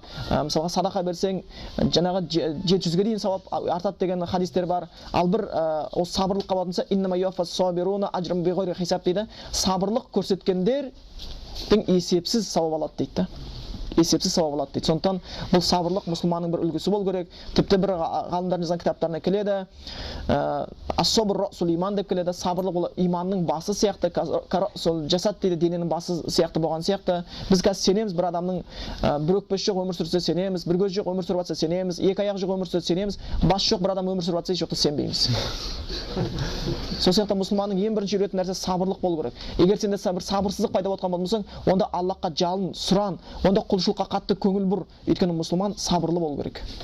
Мұсылманның бір сипаты ол сабырлық көрсету керек. Әр кезде болса да, ашуланған кезде, басқа кезде, қиындық түскен кезде де, қуанышқа жеткен кездің өзінде де. Сондан біреусі құлшылықтағы сабырлық, екінші күнәдан болған сабырлық дейді. Күнәдан болған сабырлығымыз, бір күнә істейін деп тұрсың, сенің көз алдында бір әдемі қыз өтіп бара жатыр, сен сабыр қылып көзіңді тартып, төмен қарап, оған қарамай қойдың, сабырлық көрсеттің шахуатыңа қарсы тұрып. Онда бұған да сауап жазылады. Яки болмаса сен бір сондай дүниеден пайда көрейін деп тұрсың, бірақ ол харам жолмен келеді. Сонан дүниеге қызықпай сабыр қылып одан бас тарттың, саған сауап жазылады иншалла. Міне осы сияқты осы күнәдан сабыр қылу деген нәрсе бар. Болмаса кейбір жастар, мысалы дінге келгеннен кейін ол үйреніп қалған дискотекаға барса, дискотекаға бармай қойса, сабырлық танытса, сол айтар өзін шыдап, оған да сол үшін сауап жазылады екен. Бұл сабырлықтың екінші түрі күнәға сабырлық ету дейді. Үшінші түрі тағдырға сабыр ету. Тағдырға сабыр ету дегеніміз біздің өмірімізде кездескен кездейсоқ жағдайлар. Үйіміз өртеніп кетті, бір кедейшілікке тап болып қалдық, жақынымыз қайтыс болды деген сияқты осы мәселелер болған кезде, сол кезде сабырлық көрсетіп, Аллахты ренжітетін сөздерді айтпай, соған ризашылығымызды білдіру болып табылады екен. Бір мұсылман әйел кісі өзінің жақсы көретін баласы қайтыс болған кезде, оның баласын қайтыс болған жеткізген кезде, ол мұсылман кісі айтқан екен, ма фаала жалил фахуа жамил деген сөзбен ғана шектеліпті. Аллах Тағала не істесе де соның бәрі көркем, мен ризамын Аллах үшін деген екен дейді. Сонда міне осы кезде жаман сөз сөйлеместен, ризашылығын білдірсең, сен сауап табасың. Аллах одан да жақсы бала беруі мүмкін. Аллах сол баланы жәннатта кездестіруі мүмкін. Сондықтан кімде-кім сондай бір баласын алсам, сабырлық көрсетсе, оған жәннат беремін деген сөздер бар екен. Сабырлықтың осы түрлері болып келеді екен.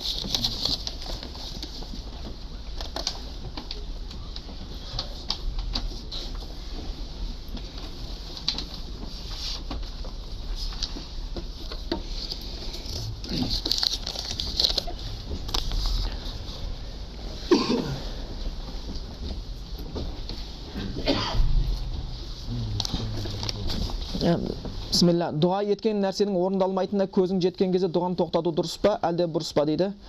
Дәлелдер болса дейді. Негізі хадис бар, айяруддахума сифран дейді. Қайсы бір құлым дейді, Алла деп алақан жайса, мен бос қайтаруға Құдай үй аламын деген.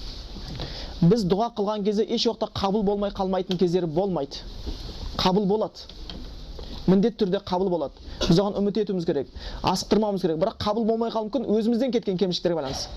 Мен қалбин ғафилин деп келеді, қаперсіз жүректен жасалған дұға. Еріңіштен күбірлеп, дұға қылған кезде шын ынтамен, ол Аллахтың қолында екенін сене отырып, Аллахқа шын мұқтажыңды сезіне отырып жасауың керексің де, күбірлеп отырып. Пайғамбар Мұхаммед Мұстафа саллаллаху алейхи вассалам кей кезде дұға қылған кезде, жылап жіберген кезде көзінен жасап, иығынан шапаны түскен кезде, екі қол аспанға көтеріліп кеткен кезде, сахабалардың шыдай алмай жүгіріп бар шапан жоқ пайғамбарымыз Абу Бәкірдің өзі бір жолы, я Расулалла, болды, Алла тілегіңізді қабыл етеді деп қоса жылағаны бар. Жыбырлап отырамыз да қабыл болмады деп отырамыз кей кезде. Кей кезде күнәміз кедергі болып қалуы мүмкін, ықыласымыздың жоқтығы кедергі болып қалуы мүмкін. Бірақ шынымен де біз бір дұға қылсақ, Аллах бос қайтармаймын деген үш нәрсенің біреусі болады. Не тілеген нәрсеңді тікелей береді. Яки болмаса, Аллах Тағала сенің бір күнәңді өшіріп жібереді соменен. Яки болмаса, қияметте саған сауап жазып қояды. Өйткені дұға деген құлшылық қой. Дуа кылуу деген кулчулук. Ол үлкен кулчулук. Ад-дуа хувал ибада. Жалыну, жалбарыну, дуа кылуу бул кулчулук дейді. Нагыз кулчулук дейді. Бир нерсинде жана дуа абдал ибада деп келет. Дуа кылуу дейді, абзал кулчулук деп келетін нәрсе бар. Сондан буну ар кашан биз айтуубуз керек, дуа кылуубуз керек. Оны иншалла Аллах та бос кайтармайды, тилектерин берип отурады. Типти эгер дуа кылуу менен жи айналысатын болсак, биз тилектерибиз кабыл болганда сезине баштайбыз. Өтө сезине баштайбыз, ихласым туруп отурсак. Мен көп адамдарды билетин эм. Бир бауырыбыз бар, Кудайдан дуа кылууга уялам дейт. Неге уяласың деп сурасам, не сурасам да бере берет дейт да. Субханаллах. Не сурасам да бере берет дейт. Соң мен не сурадың десем, мисвак сурадым дейт да. Аяк кийим бауында өзүнсө сура деген да. Сол үшін дуа кылуудан жалыкпаубуз керек. Бул шынымен кулчулуктун жүрөгү болуп табылады. Аллах Таала міндетті түрдө береді. Ол нәрсени сонда биз үмүт сезүүбүз керек. Берилмеген күндө кегизе биз билүүбүз керек. Аса аң такрашу ва хува хайру такрау шейъан ва хува хайру лакум ва аса аң тухиббу шейъан ва хува шарру лакум деп Куран аяты бар. Бир нерсе бар, сендер жакшы көрөсүң, бирок ол сендер үчүн жаман. Бир нерсе бар, жаман көрөсүң, бирок сендер үчүн жакшы дейт. Мисалга бир адам бир көлүк сурауы мүмкүн. Бірақ оны берілмей жатат. Болмаса ден соолугуна, ауруына шипа сурау мүмкін, бірақ жазылмай жатат. Бірақ соның жазылмаған ол үшін хайырлы болуы мүмкін да. Оған көлік келмеген ол үшін хайырлы мүмкін, бір авариядан сақ болатын шығар. Біз білмейміз, өйткені Аллах біледі. Өйткені Аллах біледі. Валлахи ялам антум ла та'ламун, өйткені Аллах біледі, сендер білмейсіңдер дейді. Сондан тілегіміздің қабыл болмай жатқаны Құдай бізді қинап атқан емес, Құдай бізге жан ашып атқан сияқты. Кішкентай бала болады ғой. Бір улы краска болады, мысалы бір жастағы, бір жарым жастағы бала ағасының қолындағы аквариумден краска жабысады, бер, ағасы бермейді. Ағасы өйткені жан ашып жатыр да, берсем шоколадты жеп қойса уланып қалама деп. Ол ананы ренжітейін деп жатқан жоқ. Сол үшін Аллах Таала біледі бізге не қажет емес екен. Біз сұрай беруіміз керек, жалына беруіміз керек. Аллах ол дұға қылғанды сүйеді, оны жақсы көреді, ол үшін сауап жазылады. Бірақ ол пайдалы болса, міндетті түрде Аллах Таала бізге береді, оны кешіктірмейді. Бауырларымыздың арасында көп дау болатын нәрсе әйел кісіге дүние ілімін алуға бола ма дейді, абзал ма дейді осы мәселеде. Бұл негізі әйел кісіге болсын, ер кісіге болсын, ол ілім алу қажет, бірақ бір нәрсе, сол алып атқан ілімі оның дініне зиян келтірмесе де. Егер ол кісі үйленген кісі болатын болса, онда ер кісімен ақылдасу керек. Әйел кісінің жұмыс істеуі, болмаса ілім алуы, күйеуінің мен ақылдасумен ғана болады, үйленгеннен кейін. Үйленгенше болатын болса, ол қыздың уалиі. Көмесе оған жаңағы жанашыр адамның ақылдасуымен болады. Егер сол ол алып атқан ілімі оның иманына, құлшылығына зиян келтірмейтін болатын болса, оған алған абзал. Өйткені кейбір ілімдер бар, мысалы өте қажет, керек болатын. Пайғамбар Мұхаммед Мұстафа саллаллаху алейхи кезінде мүшриктермен болған соғыстарда мұсылман әйелдері айтқанда сахабалардың жарақаттанған жараларын емдеу керек болған. Сол кезде бір дәрігерлік, болмаса бала туғызу мәселесі, бұл нәрселер керек болуы мүмкін ғана. Тағы да басқа мәселелер бар. Тамақ пісіре ма, киім тіге ма, болмаса жаңа басқа да ілімдер бар. Есеп білу керек бола ма? Ол нәрсе білген жақсы, өйткені ол ешқашан зиян болмайды. Өйткені шариғатта бізге ол ілімде бұл ілімді рұқсат берген. Тек қана иманымыз бен дінімізге зиян келмейтін болса, үйленген әйел күйеуінің ақылдасып, күйеуінің рұқсатымен ғана болады екен.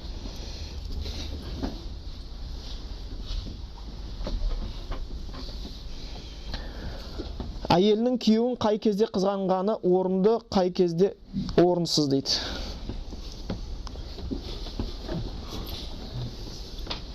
Қиын сұрақ екен. Негізі әйел кісі де күйеуін қызғану керек, күйеу де әйелін қызғанғаны үшін сауап жазылады. Білесіздер, күйеуі әйелін қызғанбаса, ол дозаққа кіреді деген да. Ләйтхул жанат дайюс дейді, дайюс жанатқа кірмейді дегенде әйелін қызғанбайтын еркек деген. Негізі сен жақсы көретін адамды қызғанасың да. Жақсы көрмеген адамды қызғанбайсың, не болса болсын, кетсінші дейсің да. Жақсы көретін адамды қызғану, сен оны жақсы көрген. Бірақтан біздің ол қызғанышымыз шариғаттың шекарасынан шығып кетпеу керек. Шариғаттың шекарасынан шығып кетпеуге тиісті. Яғни біздің жаңа қызғанышымыз шариғаттың шекарасында болу керек. Сол қызғанышымыз насихат айтып келуге себепкер болу керек күйеуімізге. Мысалға, сақ болыңыз, көзіңізге сақ болып жүріңіз, өзіңізге сақ болып жүріңіз деген сияқты қызғаныштан шығып барған сөз айтсаңыз, онда сіз одан сайын пайдалы істедіңіз да, күйеуіңізге. Құдайдан қорқып жүріңіз. Сіз сыртқа шығып барасыз, қазір заман қиын, өз қыздар да қиын. Ана көзіңізді, өзіңізді абайлаңыз, ана Құдай саған көзді берген, не болса соны қарасын деп айтпаған, деп қызғанып үйден шығып айтсаңыз, онда ол әйел сауап тапқан әйел болады да. Онда сауап тапқан. Аяки болмаса енді Алла сақтасын деп айтуға да болмайды бұл кезде енді. күйеуі бір екінші болмаса алған болатын болса, онда сен ол екіншіден күйеуіңді екінші әйелден қызғанып, оған барма, оған баруға болмайды, тек қана мен кезегім өтелсін деп тұрып алсаң, онда бұл бұрыс қызғаныш болып қалады да. Бұл бұрыс қызғаныш болып қалады. Негізі бұл өте ауыр әйел кісілер үшін, бірақ сауабы да өте жоғары болып табылады. Өйткені ол сауапқа тіпті пайғамбар Мұхаммед Мұстафа саллаллаху алейхи вассаламның өзінің ең жақсы көретін әйелі Хадиша анамыз, Хадиша анамыз дүниеден қайтып бара жатқан кезде кеудесінен жаны шығайын деп жатыр. Сол кезде пайғамбарымызға қарап, енді пайғамбарымыз қатты қызғанады, ол кісі де қатты жақсы көреді. Пайғамбарымызға айтып қалды: "Мен сіздің енді дүниедегі бірінші әйеліңіз болып қалдым, ақыретте де бірінші әйеліңіз болатын шығармын" деген сөзіне пайғамбарымыз о дүниеде Асия бар, о дүниеде Мариям бар деген кезде қызғанып кеткен да. Өйткені ол кісілерде пайғамбарымызға берілетіндігі еді. Қызғанып кетті. Сонда қасында тұрған бір кісі айтты: "Неге сіз бұлай істедіңіз? Өзі қиналып жатқан адам ғой" деді. Бұл кісі Хадиша анамыз бүкіл сынақтан өтті, осы сынақ қана қалған еді деді. Одан да Хадиша анамыз өтіп кетті. Әйел адамға бұл дүниедегі ең қиын сынақ сол негізі. Сол үшін ондай кезде әйелдің мінез көрсеткен үшін ренжімеңіздер сіздер де. Ол бұл деген жаңағы бастап бір ұмтыла бермеңіздер, әр нәрсе есебі болсын, жөні болсын, жөнсіз, жосықсыз, әйтеуір бір көзіміз өзіміз алақтап, жалақтап кетіп қалып жүрмейік. Сонда бұл нәрсені білуіміз керек. Ол да Аллахтың аманаты. Егер әйел кісі күйеуін қызғанса, сол қызғанышы оның шариғаттың шекарасынан шығармаса, онда ол сауап тауып кетеді. Ол үшін сауап тауып алып кетеді екен.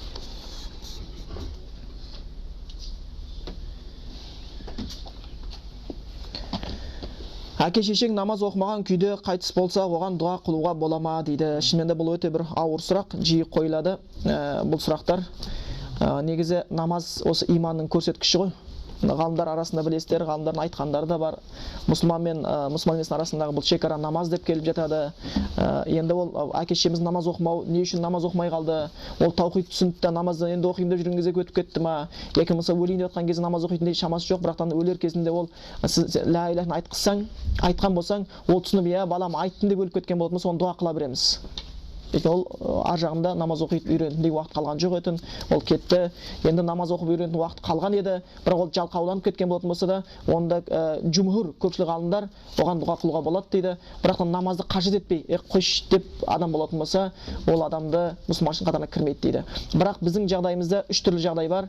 Адамдардың бірінші біз білеміз, оның нағыз мұсылман болып өткенін білеміз, оған дұға қыламыз қорықпастан. Екінші білеміз, оның нағыз дінге қарсы өткенін білеміз. Қарсы болып өтті. Жеп көрді, Құдайын да, Құранды да, пайғамбарын жеп көріп кетті. Оған дұға қылмаймыз. Үшінші адамдар бар, оларға дұрыс жаңағы ислам жетпеді, бұрыс жолмен жетті, олардың мұсылманшылығы толық екені, анық екені күмәнда. Ондай адамдар, осы үш түрлі адамға біріншісіне дұға қылсақ мұсылманға, екіншісіне дұға қылмасақ мұсылман емеске, үшіншісін Аллахтың әділдігіне тапсырамыз болды. Аллах ешкімге ешкімге зұлымдық қылмайды. Егер Аллахтың мейіріміне лайықты болған болса, оның рахметіне кіргізеді. Егер ол шынымен де лайықты болмаса, оны дозаққа жібереді. Өйткені шынымен де көп кезде бір кісіден сұраған екен: егер сен өлсең, өлгеннен кейін сенің жазаңды туған анаң берсін ба, дозаққа түсетін, жәннатқа түсетінді, жоқ әлде Аллах тағала шешім ба? Кімге тапсырар едің өзіңнің тағдырыңды? Аллахқа тапсыратын ба едің дозаққа, жәннатқа түсуді, соның әділ сотына, болмаса ананың сотына тапсыратын ба едің дозаққа, жәннатқа түсуді деген кезде айтады екен: мен Аллахқа тапсырам. Өйткені анадағы мейірім Аллахтың берген ғана мейірімі, мақлұқ мейірім, бөлшек мейірім, ал Аллахтың мейірімі шексіз деп айтады екен да. Сол үшін біз шынымен де ол Аллахтың әділдігіне тапсырамыз. Аллахтың әділдігіне тапсырып қоямыз. Аллах тағала өзі шешіп алады. Зұлымдық қылмайды. Шынымен де кей кезде және де бір айтып кететін нәрсеміз, біз бұл мәселелердің жауабын білеміз. Бүкіл білетін нәрсеңді бұлшылдатып айта беру керек деген нәрсе жоқ.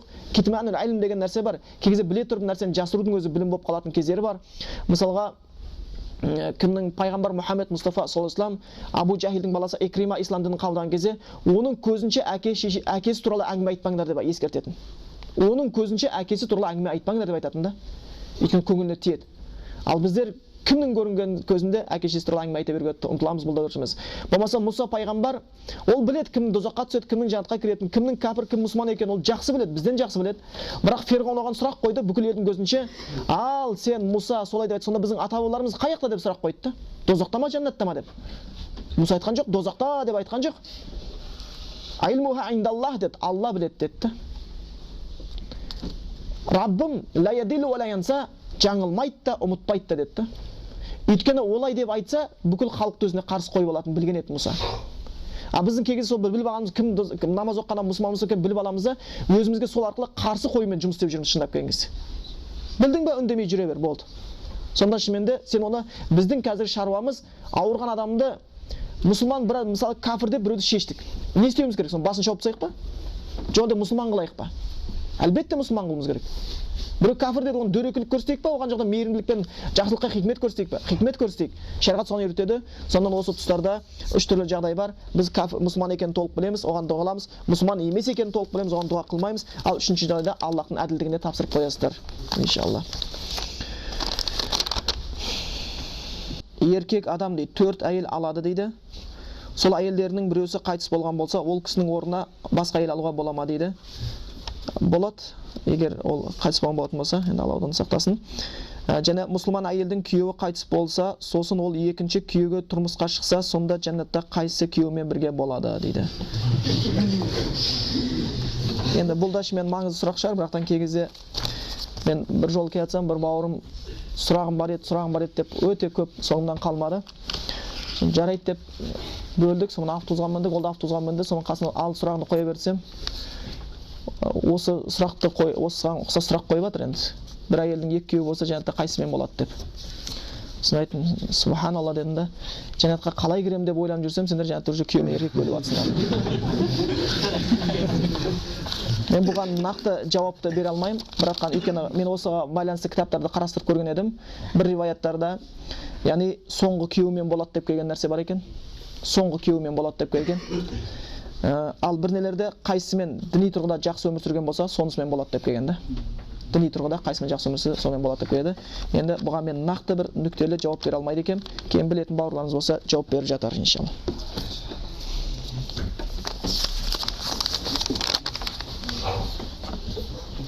Харам тойға шақырса бару керек па дейді. Егер арақ тұрған той болатын болса, мүмкіндігінше бармаған жақсы. Ол жерде өзің мәртебеңді түсірмеген жақсы. Ал егер арақтан ада болған болатын болса, сен орға барған кезде мен оларға сәл болсын мұсылманшылықтың жақсы үлгісін көрсетемін десең, онда барса болады. Енді арақ тұратын, жаңағы неше түрлі күнә болатын, неше түрлі жалаңаш билер болатын тойларға мүмкін болатын болса, себепсіз бармаған жақсы. Себебі сол, осыларға бір дін кішкене насихат қылып кетемін ау деген мақсатым болса, барса болады.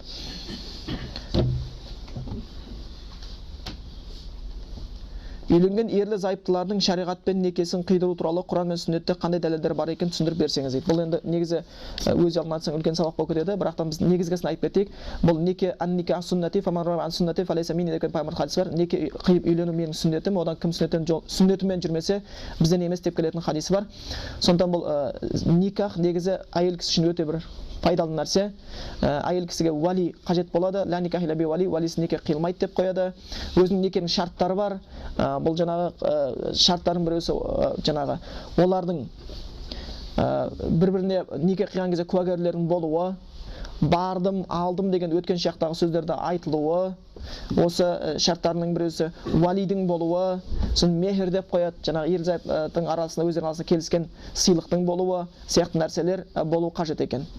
Некеге байланысты көп нәрсе бар. Мұсылман тек мұсылманмен ғана үйленеді деген сияқты осы мәселелерде бұның шариғат дәлелдері бар. Бұған бір арнайы бөлсе уақыттар бөледі. Сонда негізгі шарттары уәли, бардым, алдым деген өткен шақтағы сөздер, мехр, куәгерлер.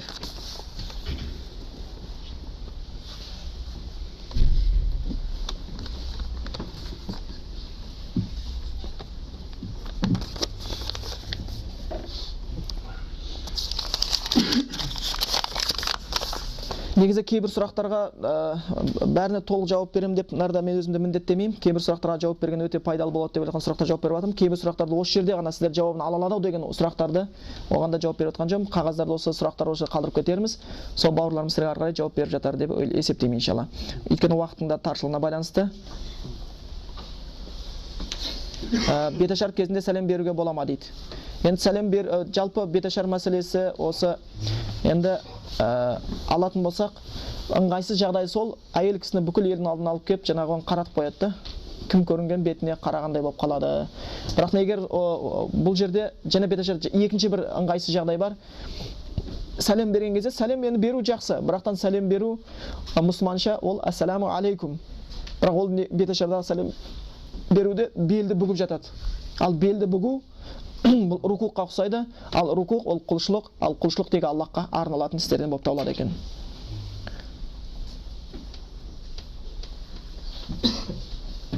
Адамдарды вахабист деп айтуға бола ма? Негізінен вахабист деген топтар бар ма дейді. Негізі жай адамдарға вахабист деп айтуға болмайды. Кім болса, о болсын, негізі шынымен де тікелей атын атап ештеңе айтпағандарыңыз жақсы.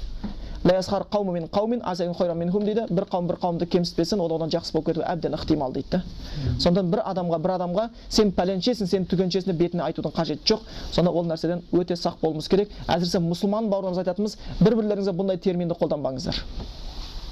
Кімсің? Мұсылманмын, бітті. Басқа ешқандай қажет жоқ. Басқа атаудың ешқандай қажеті де жоқ. Басқа мүлдем атаудың қажеті жоқ. Бір бауырларымыз келген сияқты, ол енді әйтір мұсылманшылық жүргеннен кейін ғой, Хизбут Тахрир деген бір топтан екен, келіп үгіт насихатын айтып жатыр. Неге бұлай деп бөлініп жүрсіңдер? Неге Хизбут Тахрир атты қойып алдыңса, мен бүкіл нәрсені аты болу керек қой дейді да. Бүкіл нәрсені аты болу керек. Сіздің атыңыз бар, сіздің атыңыз болмаса, сізді қайдан танимыз дейді. Сонда айтып жатырмын ғой, сонда Аллах Тағаланың қойған мұсылман, ислам деген аты сендерге ұнамай қалды ма деп. Бітті, сен мұсылман деп Аллах қойып берді. Сен бітті мұсылмансың, басқа атаулардың бәрінің ешқандай қажеті жоқ. Сол мұсылман деген ат бізге ең көркем ат болып келеді екен. Şimdi muzikaga байланысты қойылған сұрақтар бар екен. Музыка тыңдау харам ба дейді. Жалпы бұл мәселеде өте сақ болуымыз керек. Өйткені осы музыкаға байланысты кейбір аяттарда сахабалардың Ал-Имран сүресіне келетін аятты лаху ал-хадисте музыкалық аспаптар деп түсіндірген жері бар тәпсірлерде. Одан кейін тіпті мұсылман емес адамдардың өздері музыканың жойқын күші бар деп кеткен жерлері бар. Одан кейін осы музыка кейбір жаңағы үлкен ғалымдардың музыка адамның жүрегіне нифақ ауруын алып келеді, екіжүзділіктің ауруын алып келеді деп айтып кеткен сөздері бар. Музыка мен өлеңді негізі екеуін ажырата біліңіздер. Музыка деген бөлек, аспаппен болады, өлең дегеніміз ол сөзбен болатын нәрсе. Өлеңге келетін болсақ, мағынасы дұрыс нәрсенің бәрін рұқсат деп айтамыз, мағынасы бұрыстың бәрін рұқсат емес. Ал музыкалық аспаптарға келген кезде шынымен де бұның кейбір зияндары бар. Бұл нәрсе жалпы, бірақ нәрсені еске сақтаңыздар. Музыка болмайды деген кезде мұсылман бауырларымыз алады да көшеге барып, таксистке отырып алып музыкаңды өшір, үйт деп адамдарға музыкадан бастайды да. Уағыз үйтіп басталмайды. Пайғамбар Мұхаммед Мұстафа саллаллаху алейхи вассалам өзінің уағызшыларын жүргенде, Муаз ибн Джабал Йеменге жүргенде айтқан: "Фалиякун ауалу ма тадъу илайхи шахадат алла илаха иллаллах" деген. Бірінші бастайтын уағызың ла илаха иллаллах болсын деген да. Музыка болсын деп айтқан жоқ. Егер біз адамдарға осы тәсілді дұрыс пайдаланбасақ, онда біз оларды керісінше ислам дініне қарсы қойып аламыз. Өйткені кейбір исламдағы мәселелерді намаз оқымайынша түсіну мүмкін емес. Намаз оқымайынша оны түсіну мүмкін емес. Өйткені адамда көз бар, көзден жоғары ақыл бар, ақылдан жоғары иман бар. Көз жетпеген жерге ақыл жетеді, ақыл жетпеген нәрсеге иман жетеді. Сол үшін Аллах Құранда иман келтіргендерді я аюхаллазина аману деп жеке атайды, ей иман келтіргендер, иман келтіргендер я аюханнас деп адамдарды жеке атайды. Жеке атайды. Өйткені олардың түсінігі, танымы бөлек, сонда олар бір-бірінің кей кезде бәрін түсіне береді деп ойлауға болмайды екен.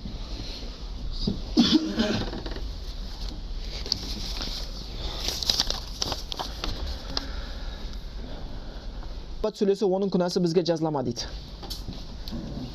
Негізі мұсылман адам бір адам күнә істеп жатса, хадисте келеді, оны қолыңмен тоқтат, қолыңмен тоқтата алмасаң тіліңмен тоқтат, тіліңмен тоқтатып алсаң оны жүрегімен ренжігенін көрсет дейді. Кейбір ғалымдар айтады, кім бір мұсылманның кісінің қалында екінші мұсылман адамды ғайбаттап жатқан болатын болса, тоқтатпасақ оған да күнә жазылатынын айтып кеткен ғалымдар. Біз оны күнәдан тыймағанымыз үшін сол нәрсеге егер соны қолдап жіберсек, онда мүлдем күнә болады. Соған өзіміз риза еместігімізді білдіруіміз керек. Бұл ғайбат болып кетті деп тоқтатқанымыз жақсы, өзімізге пайда береді екенбіз.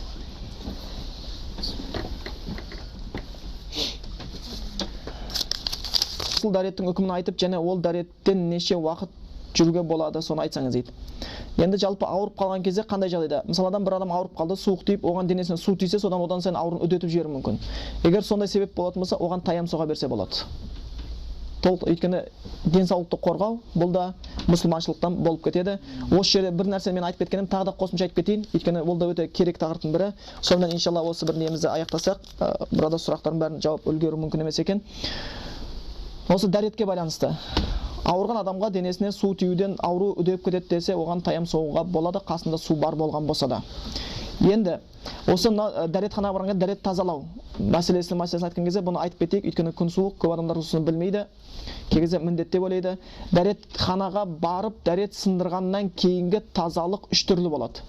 Біреусі таза сумен тазалану, екіншісі кесекпен тазалану. Енді біздің сіздерге түсінікті болу үшін дәретхана қағаз деп алайық.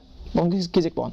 Екінші дәретхана қағазымен тазалану, үшінші түрі дәретхана қағазымен және сумен тазалану. Бұлардың абзалы бірінші дәретхана қағазын пайдаланып, одан кейін сумен жуу өте абзал. Екінші сумен жуу абзал, үшінші абзалдық орын тұратын құр дәретхана қағазымен тазалануды үшінші орында тұрады. Бірақ кей кезде бұл абзалдықтардың орны өзгереді. Егер далада күн суық болып кетсе, судың тиюі сізге ол жерге суық тиіп, былайғана ауру алып келетін болатын болса, онда суды пайдаланбаған абзал болады. Суды пайдаланбаған абзал болады. Ол кезде тек қана дәретхана қағазын қолданасыз. Ол кезде оған байланысты хадистер де бар, оған байланысты мүмкіндер де бар. Жаңағы дәретхана қағазын пайдаланбау, кейбір сахабалар тіпті су пайдаланбай өткендері туралы деректер келтіреді. Оған суды пайдаланбаған себебін сұраған кезде, өйткені суды пайдаланған кезде нәжіске қолын көбірек жақындайды деп айтқан екен. Бірақ суды пайдалануға байланысты мақталған аяттар да бар. Фихи риджан юхиббуна аятаттахару деп келеді.